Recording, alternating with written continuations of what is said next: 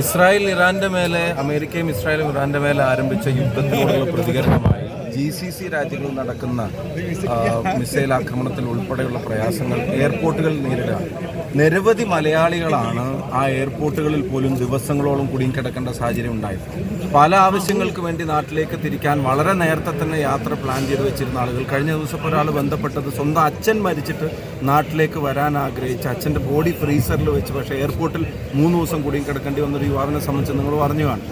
അതുപോലെ തന്നെ വീട്ടിലെ ആവശ്യങ്ങൾക്ക് മരണാവശ്യങ്ങൾക്ക് ഉൾപ്പെടെ വരാൻ തീരുമാനിച്ചവർ പല ആളുകൾ നിരവധിയായ എയർപോർട്ടുകൾ കുടുങ്ങിക്കിടന്നിട്ടും സർക്കാർ സംവിധാനങ്ങൾ അതിനെ സംബന്ധിച്ച് ഒട്ടും കൺസേൺ അല്ല. എംബസി ഇടപെടലുകൾ പൂജ്യമാണ്. ഇവിടെ സംസ്ഥാന സർക്കാർ പോലും സീരിയസ് ആയിട്ടുള്ളൊരു കൺസേൺ കേന്ദ്ര ഗവൺമെൻറ്റിന് മുന്നിൽ എത്ര കാര്യങ്ങൾ ഉയർത്തുന്നില്ല. ഇപ്പോൾ ഇന്ന് ലോക്സഭയിൽ അഡ്ജർമെൻറ്റ് മോഷൻ കൊടുത്തിട്ടുണ്ട്.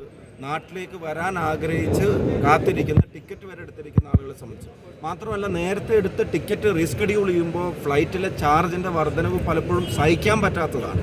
അപ്പോൾ ഒരു യുദ്ധം ഓരോരുത്തരും നേരിടുന്ന അവസ്ഥയിലേക്ക് കാര്യങ്ങൾ മാറുകയാണ്. രാജ്യത്തിൻ്റെ സർക്കാർ, ഇന്ത്യൻ സർക്കാരും വിദേശ മന്ത്രാലയം ഇതിനെ ഗൗരവത്തിൽ കാണണം, ഇതിൽ ഇടപെടണം. അടിയന്തര ആവശ്യങ്ങൾക്ക് നാട്ടിലേക്ക് വരാൻ ആഗ്രഹിച്ച ആളുകളുടെ കാര്യത്തിൽ നീക്കുപോക്കുണ്ടാക്കണം.